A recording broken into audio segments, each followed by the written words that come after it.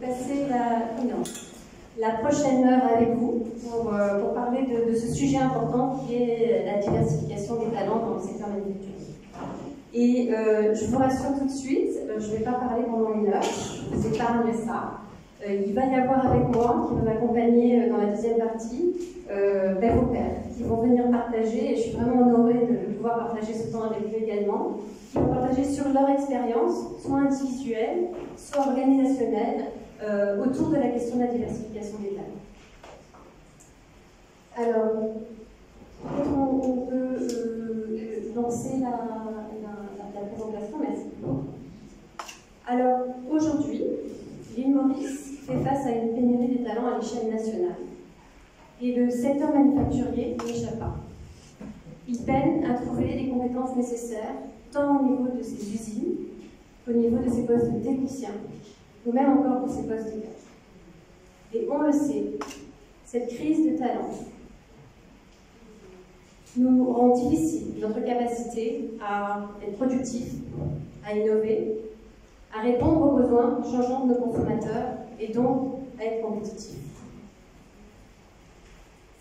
Maintenant, imaginez une île Maurice où chaque talent, indépendamment de son genre, a l'opportunité de contribuer à notre avenir industriel. Une île Maurice où l'industrie manufacturière est à nouveau pionnière dans la féminisation de la force de travail. Et cette fois, on le fait beaucoup mieux que dans les années 80. Aujourd'hui, je voudrais partager avec vous une vision, une opportunité, pas seulement pour le secteur manufacturier, mais aussi pour nous, les femmes de ce pays, et pour notre société dans son ensemble. Il y a aujourd'hui à l'île Maurice 185 000 talents non exploités. 185 000 femmes qui sont soit au chômage ou qui sont en dehors du marché du travail. Il va sans dire que ces femmes sont un potentiel de talent pour votre secteur. Alors, je voudrais commencer ma présentation à travers deux histoires de femmes, Yogita et Fatima. Ces portraits sont fictifs, mais aussi très réels. Je les ai construits sur la base de travaux de recherche qui répertorient l'expérience des femmes en milieu du travail et en milieu manufacturier. Aussi, des travaux de recherche qui ont été entrepris à l'île Maurice. Je vous présente Yogita. Yogita a 34 ans. Elle n'a pas terminé sa forme 5 et elle a 3 enfants de moins de 10 ans. Son mari est maçon et donc il a des revenus plutôt irréguliers. Yogita, elle a besoin de travailler pour subvenir aux besoins de sa famille. Elle est ouvrière dans une usine de poisson. Elle travaille 45 heures par semaine, parfois plus si elle a de l'overtime. Elle travaille 6 jours sur 7 et elle gagne le salaire minimum. Yogita, elle se lève à 4 heures. Ça lui permet de faire ses tâches ménagères, de préparer ses enfants avant de partir à l'usine. Elle passe 2 à 3 heures dans les transports. Et quand elle rentre le soir, elle a encore une bonne heure de tâches ménagères à compléter. Elle essaie quand même d'avoir une demi-heure à 1 heure pour relaxer, regarder la télé. Mais elle en profite quand même pour faire un petit peu de raccommodage ou du repassage. À l'usine, elle travaille sur le même poste depuis 5 ans.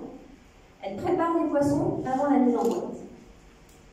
Il y a surtout des femmes dans son département. Ce type de tâche dans l'usine est considéré comme une tâche pour les femmes. Ce doit être les doigts fins pour enlever les arêtes. Il y a aussi des hommes à l'usine, généralement sur d'autres tâches de la chaîne de production. Des tâches considérées comme plus appropriées pour les hommes, plus techniques, demandant des charges plus lourdes. Yogita, elle voit bien que pour une travailleuse comme elle risque de rester à ce type de poste pendant très longtemps. Sa famille n'aime pas trop qu'elle travaille à l'usine, entourée de tous ces hommes. Et elle souffre un peu parfois des langages un petit peu lourds, un peu dégradants, qui sont utilisés entre des femmes, surtout des plus jeunes, au niveau de l'usine. Et en plus, sa mère, qui s'occupe de ses enfants, commence à fatiguer. Alors Lolita, du coup, elle cherche un autre emploi. Et elle a entendu dire que dans son quartier, elle pouvait gagner 120 roupies de l'heure en étant employée de maison. Lolita, elle a vite fait le calcul. Elle s'est dit, avec ce salaire, je peux travailler 35 heures par semaine, gagner presque autant qu'à l'usine, soulager sa mère et être là avec ses enfants après l'école.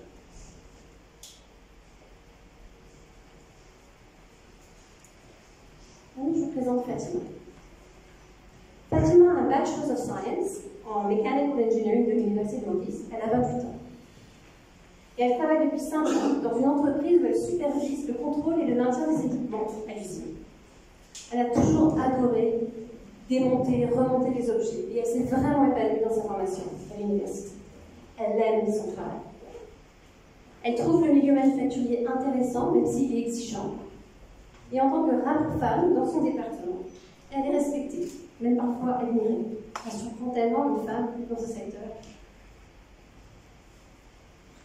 Mais elle va quand même, souvent, faire abstraction des commentaires, parfois un peu lourds, un peu sexistes, de ses collègues. Et puis, lorsqu'elle regarde autour d'elle, au-dessus d'elle, elle voit quand même beaucoup d'hommes. Et elle se demande quelles sont ses perspectives de carrière.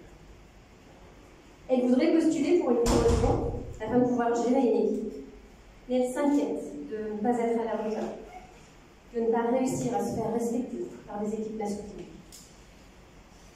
Elle s'inquiète aussi un peu des heures de travail.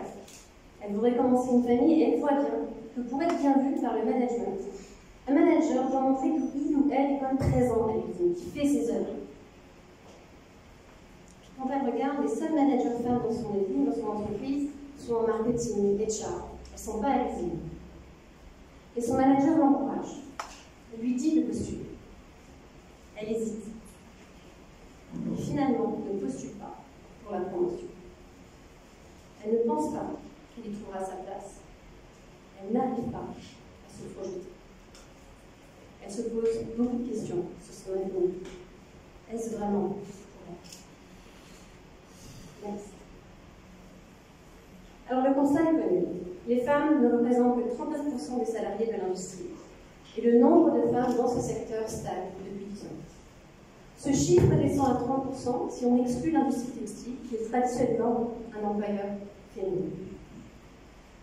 Le secteur manufacturier est un des secteurs qui a le plus de mal à attirer et à retenir les femmes.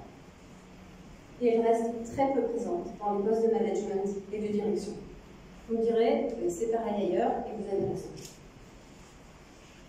Et l'ambition d'une industrie mauricienne toujours plus dynamique et compétitive ne peut se réaliser en se passant de la moitié de la population, de la moitié de nos talents. Il nous faut convaincre les Yolita et les Fatima à joindre et à rester dans le secteur. Pour ça, nous devons imaginer une entreprise capable de créer un environnement où chaque homme et chaque femme a la même chance de grandir et de s'épanouir. Une entreprise où vous, en tant qu'employé, vous n'allez pas vous inquiéter de savoir si oui ou non vous allez pouvoir vous intégrer. Vous vous sentez tout de suite à votre juste place. Votre voix est écoutée. Vos idées sont valorisées. Dans une telle entreprise, on est capable de libérer le potentiel de chacun et de chacune de nos emplois. Et les données de recherche sont claires. Dans une telle entreprise, il y a plus d'idées et de solutions créatives et innovantes qui permettent d'augmenter notre productivité et notre performance. On peut attirer et retenir plus de talents. On peut créer et nourrir une culture de confiance. Et on a cette superbe opportunité de comprendre le monde qui nous entoure avec plus de complexité et de nuances. Alors vous me direz, mais nous aussi, mais c'est ce qu'on veut. On veut plus de femmes à l'usine, on veut plus de femmes ingénieurs, on veut plus de femmes cadres, on veut créer une entreprise inclusive. C'est pas notre faute, les femmes, elles ne veulent pas travailler chez nous, elles ne postulent pas. Et quand elles viennent, elles partent. C'est d'ailleurs l'histoire de Yogita et de Fatima. Alors pourquoi est-ce que les femmes ne postulent pas dans le secteur? Pourquoi elles ne restent pas? Ce que la recherche nous dit, c'est que les femmes évitent ce secteur parce que le temps de travail qu'elles doivent dévouer à l'usine entre en compétition directe avec le temps de travail qu'elles doivent dévouer au sein du foyer pour s'occuper de la famille et de la communauté, ce que l'on appelle la triple charge de travail. Une femme nourricienne travaille en moyenne 2 heures de plus par jour qu'un homme nourricier.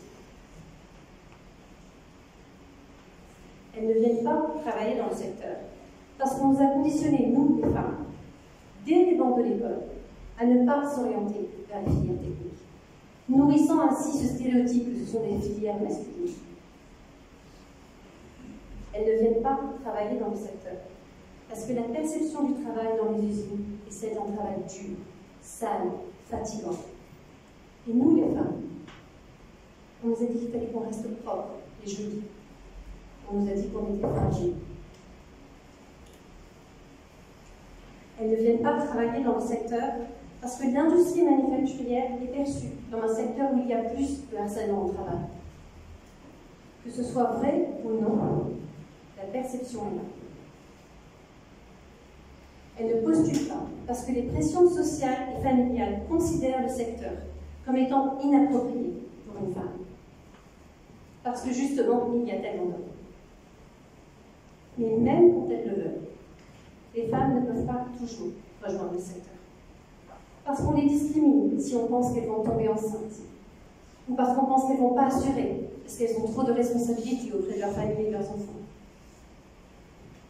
Elles peinent à rester dans le secteur à cause de multitudes de processus discriminatoires, implicites, ancrés dans nos stéréotypes, qui nous poussent, nous, hommes et femmes, sans qu'on s'en rende compte, à sous-évaluer la performance des femmes, à donner une préférence à ceux qui nous ressemblent, à ne pas voir, entendre, repérer les femmes de talent pour les choisir pour le prochain projet, la prochaine formation, la prochaine promotion. Parce qu'on a construit une entreprise avec un environnement, une culture de travail, des politiques RH qui supposent que nos employés sont disponibles à 100% sans aucune autre responsabilité. Elles peinent à rester et à grandir dans le secteur parce qu'elles ne peuvent pas se projeter. Où sont les femmes du secteur manufacturier? Quelles sont les images que le secteur projette?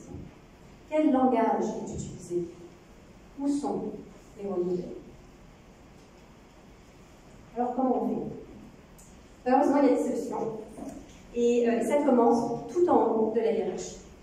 Il est impératif que les dirigeants communiquent un engagement sincère autour de la diversité et de l'inclusion. C'est aux dirigeants de fixer des objectifs clairs, de les mesurer et de montrer l'exemple. Ça ne marchera que si la direction croit et que ses motivations sont intrinsèques. Les entreprises peuvent aussi aborder directement les problèmes de diversité sur le lieu de travail en faisant un audit des politiques inévitables.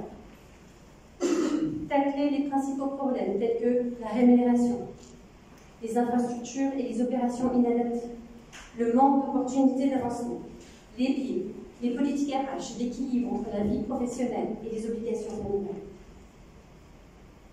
Ensuite, l'entreprise peut favoriser une culture innovante et inclusive, encourager une culture qui valorise la diversité de pensée, des équipes diversifiées à tous les niveaux, où il y a une mobilité transversale et verticale dans les opérations. Ça implique par exemple d'avoir des panels de recrutement diversifiés, de tenir responsables les employés engagés dans le recrutement, de de surveiller les langages et les comportements à l'intérieur et à l'extérieur, et d'agir en conséquence. Être prêt à adapter les opérations et les infrastructures. Il faut normaliser les conversations autour de l'inclusion. L'entreprise peut également investir plus dans le développement professionnel des femmes à travers la formation, le coaching, le mentorat, le sponsorship, et ainsi rendre les femmes plus visibles au sein de l'entreprise.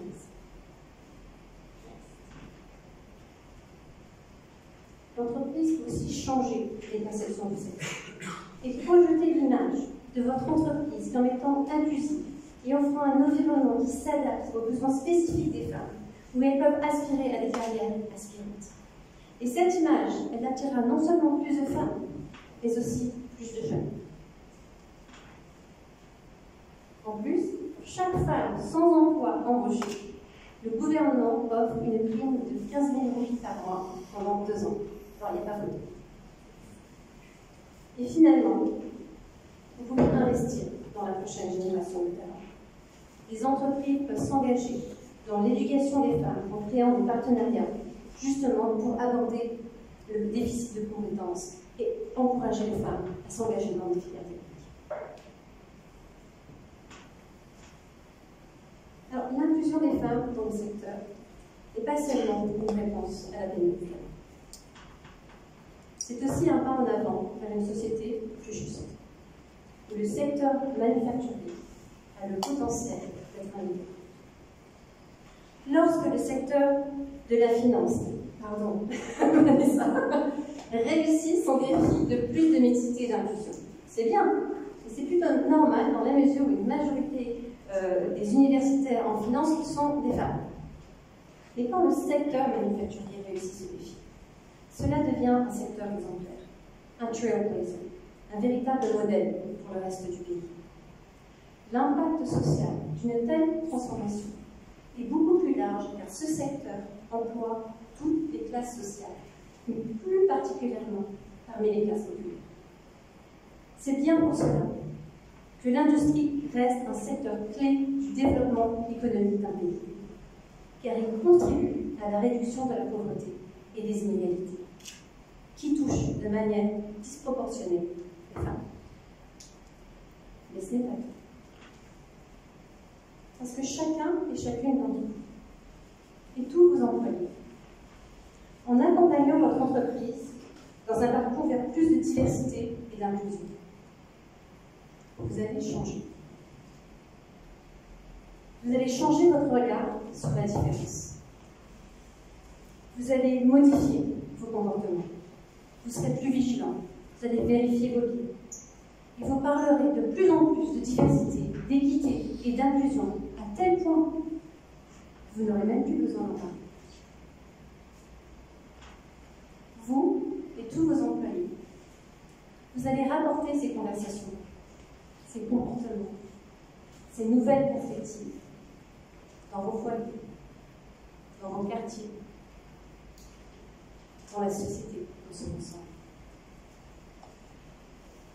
À travers votre parcours pour plus de diversité et d'inclusion, votre secteur a le pouvoir de changer pour le mieux, non seulement le secteur manufacturier, mais aussi notre société en son ensemble.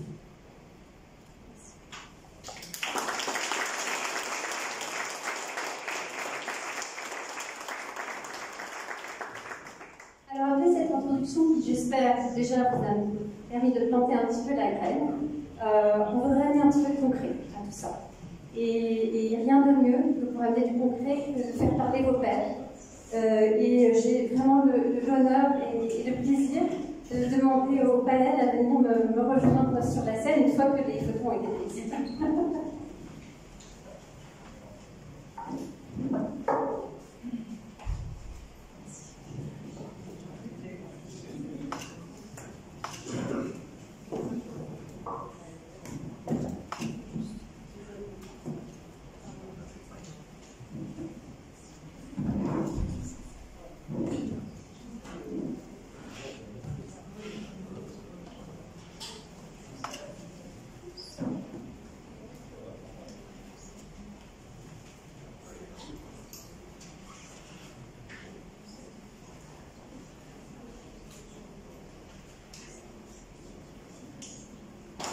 Alors bonjour à tous. Alors merci vraiment au panel d'avoir pris du temps pour passer échanger sur ce sujet, la diversification du talent. Peut-être on va commencer avec la présentation du panel. Donc j'ai le plaisir d'accueillir avec nous Lina Solveig. Alors Lina est Factory Manager chez Quality Beverage. Lina, vous avez un master en chimie à l'Université de Maurice et vous travaillez depuis 18 ans chez Quality Beverage. Et alors Lina, vous êtes vraiment l'exemple de la success story. Vous avez gravi des gestions depuis 18 ans et vous avez commencé comme trainee pour terminer comme factory manager aujourd'hui. Et on est vraiment ravis de vous avoir parce que vous allez pouvoir partager avec l'audience justement quelle est l'expérience d'une femme qui a gravi des gestions dans un secteur essentiellement masculin.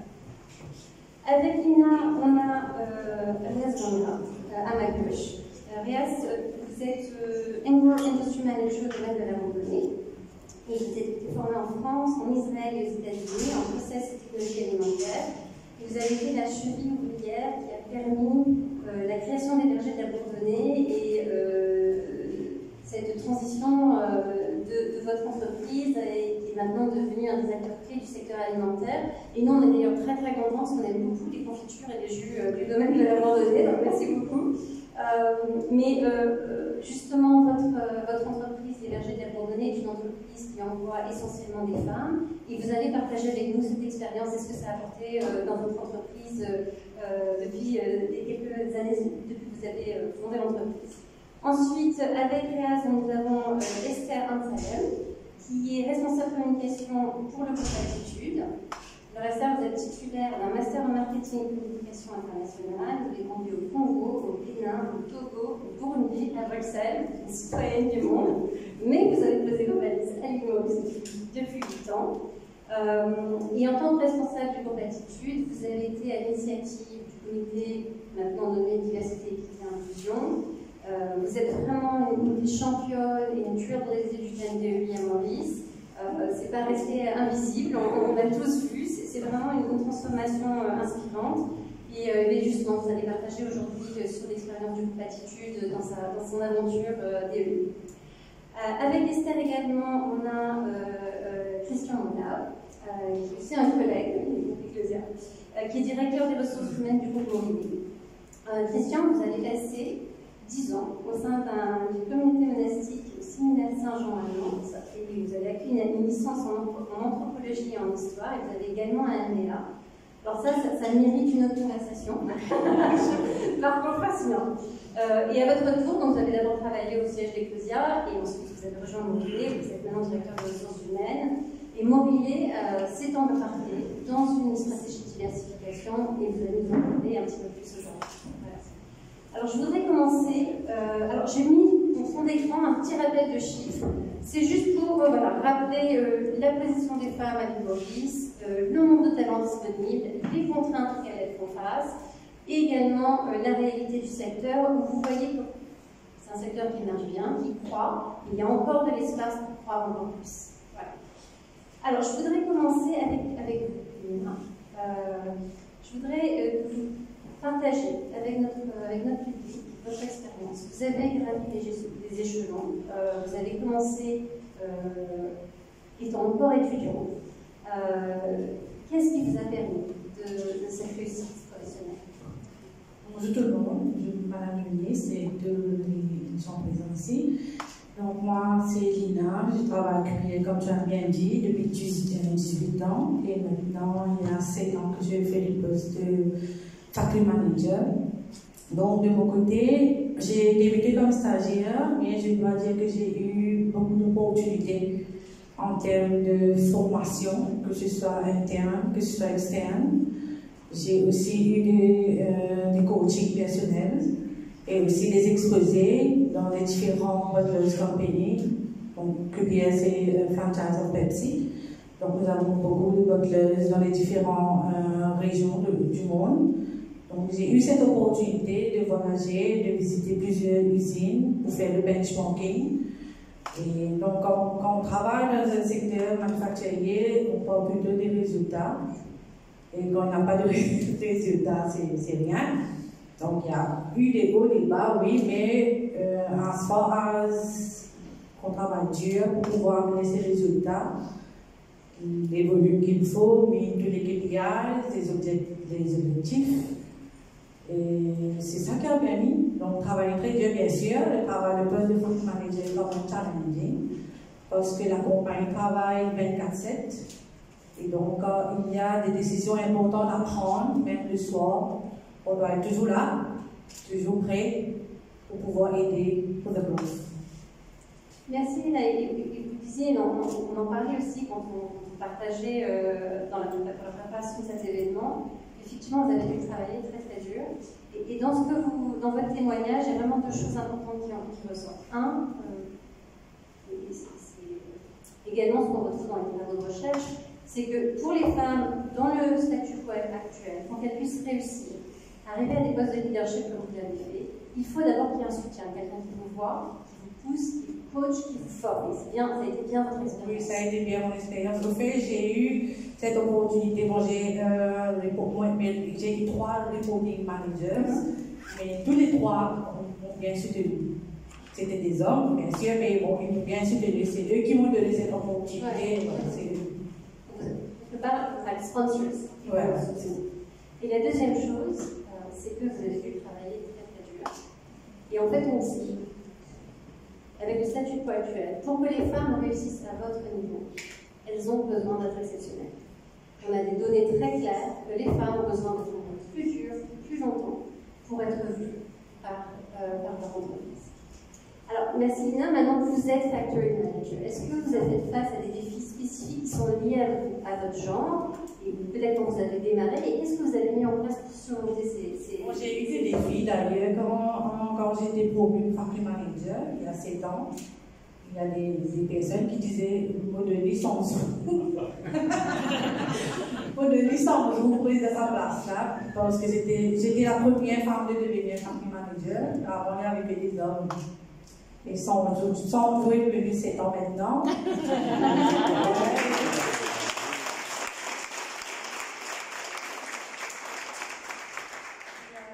Il y avait aussi des collègues auparavant qui étaient un peu imposants.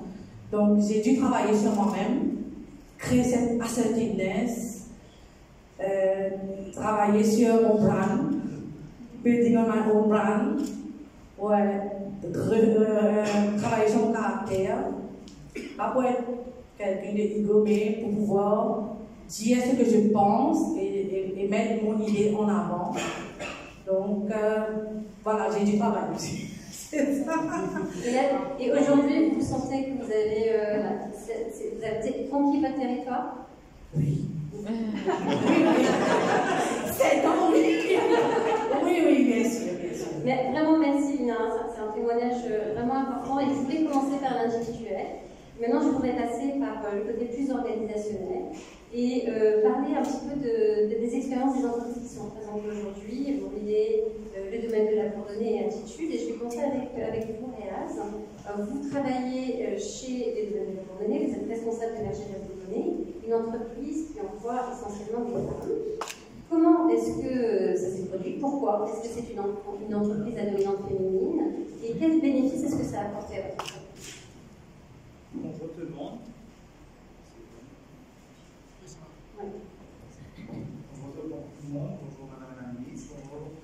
Et donc, le domaine de la coordonnée, déjà, on est une compagnie qui est assez diversifiée, notamment en événementiel, processing, agriculture, marketing et VRG, et aussi maintenant le sport, avec les labos de dispositeurs.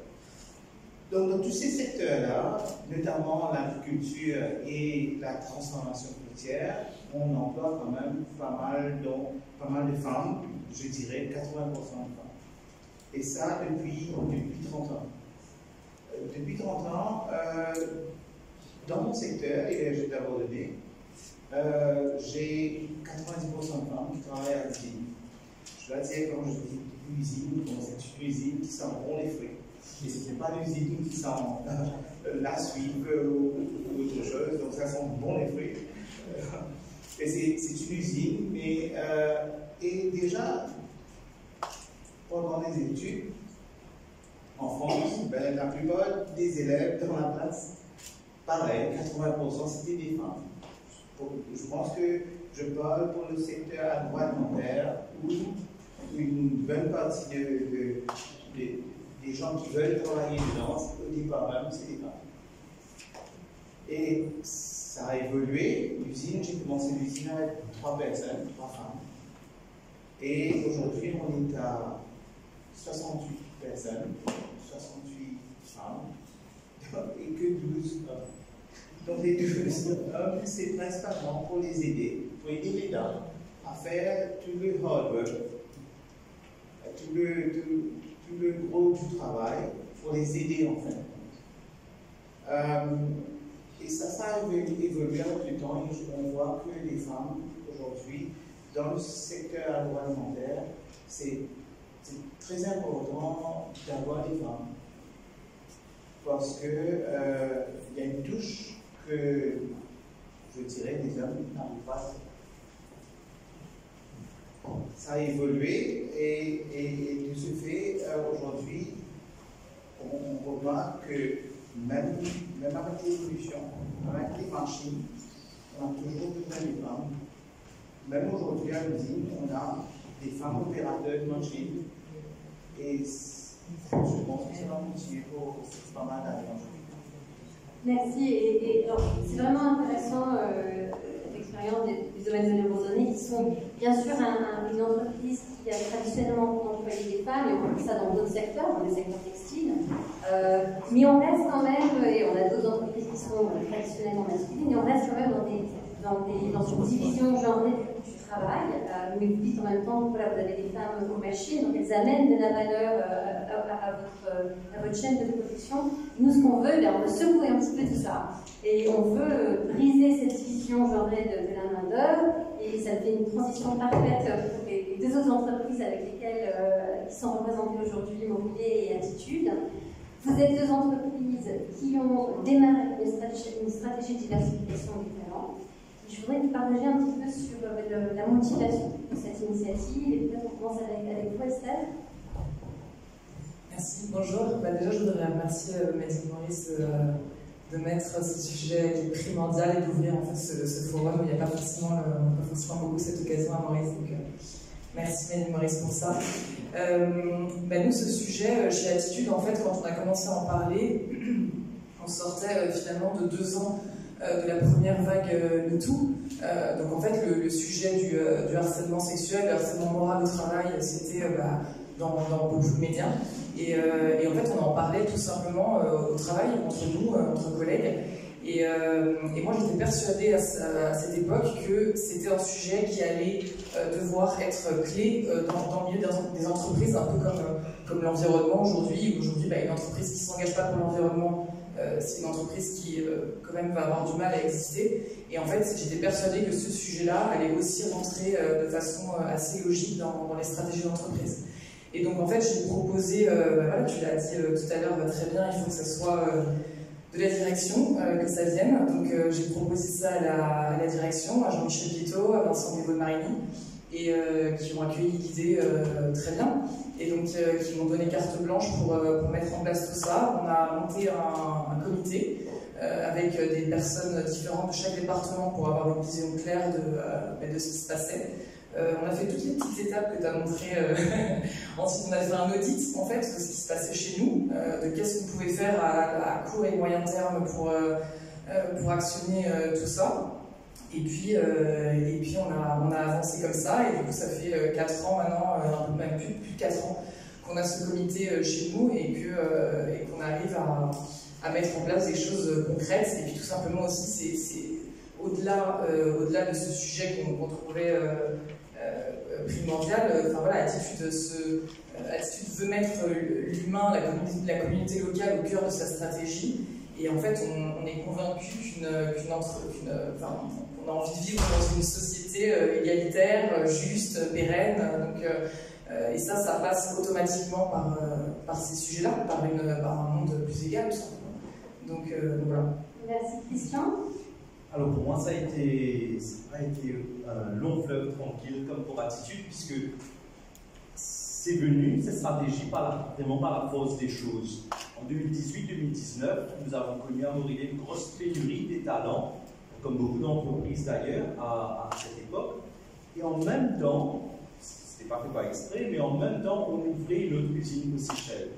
Et l'expérience des Seychelles a été pour nous un vrai choc culturel, de par l'importance aux Seychelles de la femme. Dans beaucoup de familles, c'est la femme qui est le main breadwinner aux Seychelles. Et puis aussi, c'est une société très matriarcale comparée à ce qu'on peut vivre à Maurice. Et cette expérience séchelloise nous a transformé notre regard sur la femme, parce que c'est elle qui tenait l'usine là-bas et faisait fonctionner les choses. Et dans le contexte de la pénurie, à Maurice, on s'est dit, donc les femmes sont tout à fait capables de le faire, alors qu'il y avait de grosses barrières chez nous, des barrières culturelles, en nous disant, mais non, ça c'est pas un métier de femme, etc. Et on s'est dit, de toute façon, il n'y a rien à faire, allons essayer de combler cette pénurie en employant des femmes. Et depuis plusieurs années maintenant, c'est une petite aventure qui a commencé, et on est sorti d'une petite dizaine de femmes, et on approche doucement d'une quarantaine. Voilà. Et vraiment, j'adore ces deux partages, parce que c'est deux motivations très différentes, mais tout aussi puissant vous, c'était vraiment intrinsèque, un désir de construire une société meilleure, une entreprise meilleure. Alors vous, peut-être, le démarrage a été un besoin, mais après, parfois il faut le voir pour le croire, et vous l'avez vu, et vous y avez cru. Et donc maintenant, c'est dans le, j'imagine, j'espère, dans le DNA de Maurice. Alors justement, c'est quoi les initiatives que vous avez mises en place au niveau de l'entreprise? Christian, on a commencé avec vous. S'il faut résumer, alors il y a plusieurs choses, mais ça ne s'est pas fait du jour au lendemain. S'il faut résumer, 3 initiatives principalement. Premièrement, c'était au niveau de l'infrastructure, il a fallu pousser les murs, parce que les vestiaires étaient dimensionnés pour une dizaine de femmes seulement. Et ça n'a pas été compliqué, parce que du moment où tout le monde était persuadé, ça s'est fait naturellement. Deuxième gros changement, c'est au niveau des opérations, pour pouvoir adapter les opérations à plus de femmes qui arrivaient. Donc il a fallu investir concrètement dans les transpalettes électriques qui rendaient les opérations beaucoup plus simples. Il faut dire que les hommes en ont bien bénéficié aussi. Et troisième initiative, ça a été, pour moi ça m'a beaucoup touché, moi personnellement. Vous parliez, Myriam, du work-life balance. C'est vrai que les femmes, concrètement, travaillent beaucoup plus. Qu'est-ce que je veux dire par là? On prend un employé normal à Montréal. Comme vous, on est quasiment en 24/7. L'employé qui finit le shift de 11h du soir à 7h du matin, marche jusqu'au bus stop, prend le bus, passe en général 2 heures dans les bouchons. Si la personne, par exemple, sur le Moka ou Félix va à Coromandel, il y a de gros embouteillages. L'homme, en général, ça peut être très stéréotypé, mais c'est ce qui nous partage. Rentre à la maison, prend une douche, prend son petit déjeuner, va dormir. L'après-midi, il a le temps de passer un peu plus de temps avec les enfants, il fait quelques travaux à la maison. Par contre, la femme, elle, alors moi ça m'avait vraiment pris au trip quand elle me partageait ça dans différents forums de communication. La femme fait la même chose, elle va prendre le bus, à 9h elle rentre chez elle. Par contre, elle ne va pas se coucher, elle va aller nettoyer la maison, mettre le linge, s'occuper de quelques tâches ménagères, aller dormir quelques heures. En général, elle me raconte qu'elle se réveille vers 2h30 de l'après-midi, donc ça ne fait pas beaucoup de sommeil. Pour s'occuper des enfants qui rentrent de l'école, elles vont faire à dîner, faire le repassage et hop, se préparer pour venir travailler. Et en discutant avec un genre, je voyais quelques-unes qui étaient bien fatiguées et je leur disais, mais qu'est-ce qu'on pourrait faire si elles-mêmes spontanément sont venues nous voir pour nous dire, vous savez, on peut facilement, on a réfléchi, on peut facilement gagner 1h30 de sommeil. Alors, ça paraît hyper intéressant. 1h30 de sommeil, simplement en mettant le transport à leur disposition. Elles terminent à 7h avec le transport qui quitte Montréal à 7h. Elles économisent le temps des embouteillages. À 7h30, elles sont à la maison. Et voilà, c'est des petites choses, mais qui ont quand même grandement facilité cette intégration des femmes. Mais il y a eu des obstacles, on en parlera. Merci Christian, vraiment super, ça fait un très bon lien avec la présentation d'avant, donc top. Esther, qu'est-ce que vous avez fait au niveau d'attitude? Du coup, nous, on s'est posé la question comment on pouvait, d'une part, avoir des actions qui étaient concrètes dans l'expérience des employés d'attitude, mais aussi dans l'expérience client. Parce qu'en fait, on était convaincus qu'il fallait évidemment mettre en place des actions concrètes, mais aussi visibles. visibiliser le sujet. Parfois, on met en place des actions qui n'ont pas forcément un impact direct sur votre entreprise, mais en fait, vous visibilisez. Je vous donne un exemple. On a décidé de mettre des tables allongées dans les toilettes des hommes et des femmes dans tous nos hôtels. Ça peut paraître bête comme ça, mais en fait, les hommes aussi peuvent changer les couches de leurs enfants. C'est pas, voilà, même en vacances. Voilà. Donc du coup, on a fait ce genre d'action pour nos clients. Et ensuite, pour les employés d'Attitude, on a doublé le congé paternité. En fait, voilà, ça fait un lien avec tout ce qu'on vient d'expliquer là, avec ce que tu viens d'expliquer aussi, Christian, c'est que aujourd'hui, si les hommes ont plus de temps dans leur congé paternité pour s'impliquer à la maison, quand il y a un nouveau-né qui arrive, ça a été prouvé statistiquement. Aujourd'hui, justement, les inégalités dans un couple se creusent beaucoup à l'arrivée d'un enfant, parce que en fait, la maman reste à la maison 3 mois, elle arrive à prendre toutes les habitudes, voilà, qu'on peut prendre avec les enfants, et après le papa, il arrive et il peut être un petit peu largué par tout ça. Donc du coup, on a doublé le congé paternité pour tous les employés d'Attitude. Ce n'est que 10 jours, voilà, ce qui paraît quand même, voilà, ça reste qu'on l'a doublé, aujourd'hui c'est 5 dans la loi mauricienne. Et voilà, et après, à côté de ça, on a été effacer tous les stéréotypes de genre dans nos publicités, donc fini le spa pour madame, le golf pour monsieur. On a été sensibiliser tous les employés, on a organisé, alors évidemment on a mis des moyens pour ça, mais on a organisé des cercles de parole, des sensibilisations auprès de nos employés pour en fait aussi aborder le sujet, parce qu'il y en a pour beaucoup finalement, c'est un sujet que les gens aussi connaissent peu, et donc on a fait appel à des professionnels, et on a sensibilisé, par exemple, on a commencé avec les employés du Kids Club, pour essayer de comprendre que ne proposons pas que du foot aux garçons et de jouer à la poupée pour les filles. Donc voilà, on a fait toute une liste de choses. On a par exemple aussi sur notre site carrière, on a enlevé on a neutralisé tous les stéréotypes liés à l'emploi. Donc pas de femme de ménage, pas de beach boy et encore moins de barman. Voilà, tous les emplois sur le site sont neutres parce qu'en fait, ça nous ouvre un panel par rapport au recrutement beaucoup plus. Voilà, les gens peuvent se projeter.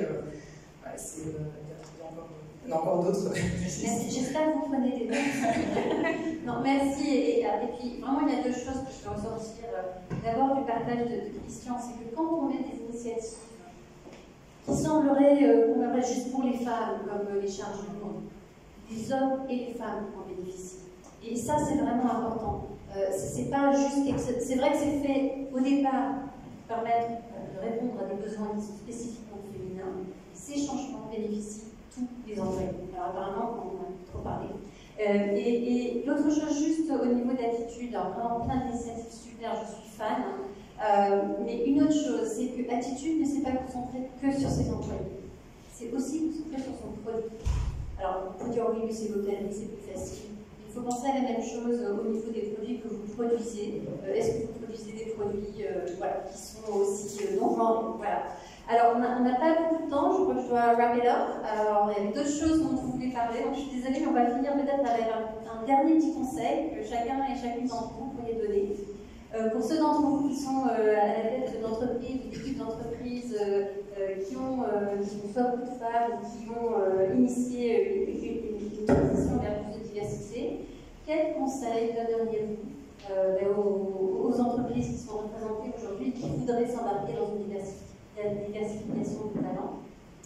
Je commence Réaz. Bon, aujourd'hui, nous, au domaine de la Bourdonnais, on a au départ même compris que l'avenir, c'était avec les femmes pour notre entreprise et on a continué comme ça. Donc, contrairement à Morillet qui a dû adapter ses usines pour les vestiaires, je dirais, pour les dames, nous, au départ même, on a fait ça. On a construit l'usine pour s'adapter aux dames parce qu'on a compris que faire ce qu'on fait, c'est pour notre type de produit, ça va pas se faire sans les femmes. Moi, je dirais que, et aujourd'hui, ces femmes gèrent les machines, maintenant qu'on automatise, sont des très bons opérateurs de marché. Et même dans le middle management, j'ai que les femmes. J'espère que je ne suis pas trop marcheux de temps en temps. Je vais demander ça aux collègues. Mais c'est vrai qu'aujourd'hui, même dans le middle management, que ce soit pour les sales, le quality, même le storekeeping, tout ça c'est entre les mains des femmes. Et je vois qu'aujourd'hui, ça me rend ma tâche plus facile pour gérer l'entreprise. Donc n'hésitez pas, surtout. Nous, à la donné, on donne beaucoup de chance aux femmes pour s'épanouir, pour s'intégrer au départ et s'épanouir. Et on ne le regrette pas. Merci Réas. Esther? Alors, j'aurais deux conseils. Le premier, c'est que, pour votre information, le ministère du Gender Equality à Maurice met en place des formations qui sont gratuites et des formations qui sont vraiment de qualité. J'ai assisté à l'une d'entre elles et nous, on a travaillé avec eux. En fait, ils viennent dans votre entreprise et ils sensibilisent vos employés aux stéréotypes de genre, par exemple.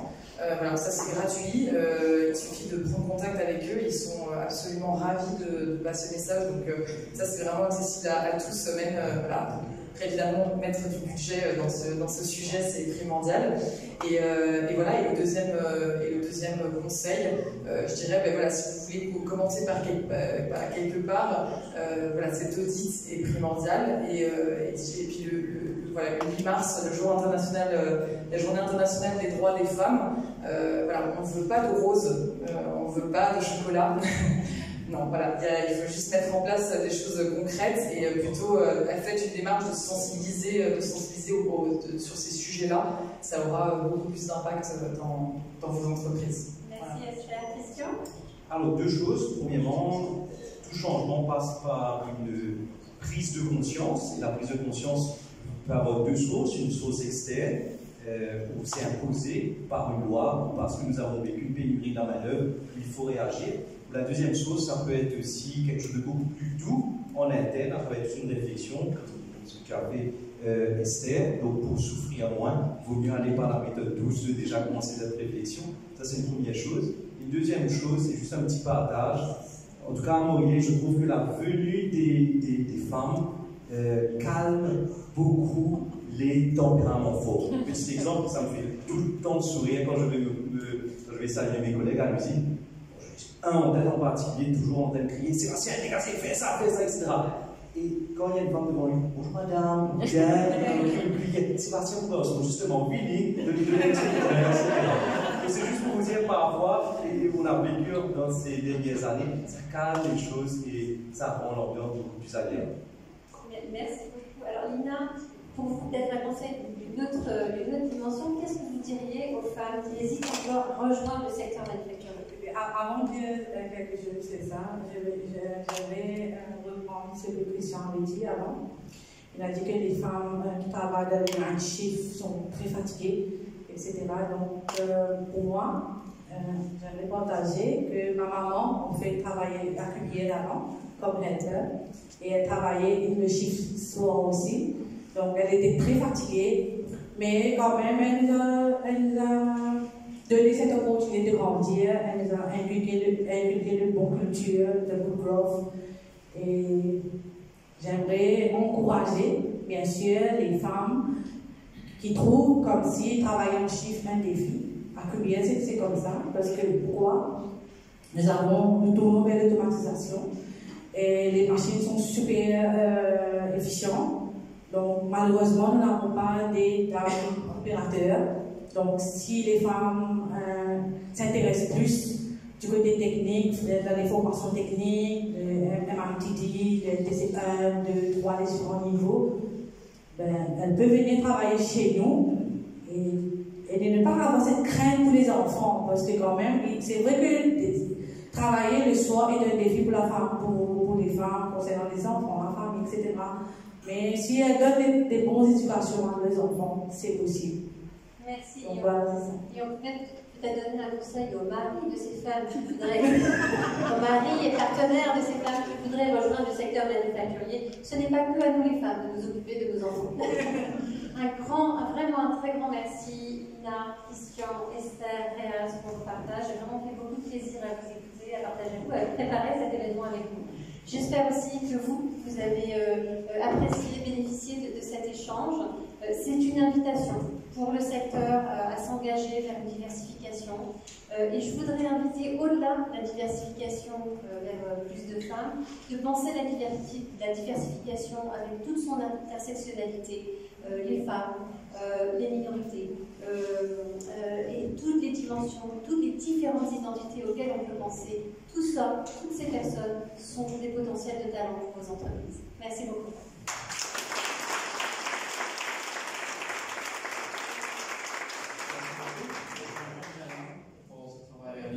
Ces échanges hyper intéressants. Merci au panel d'être disponible pour partager toutes ces expériences. Donc je vous invite à présent, merci à vous déjà, pour tout, de s'être réunis pour notre mariage. Et déjà, peut-être avant de conclure, est-ce que vous avez des questions?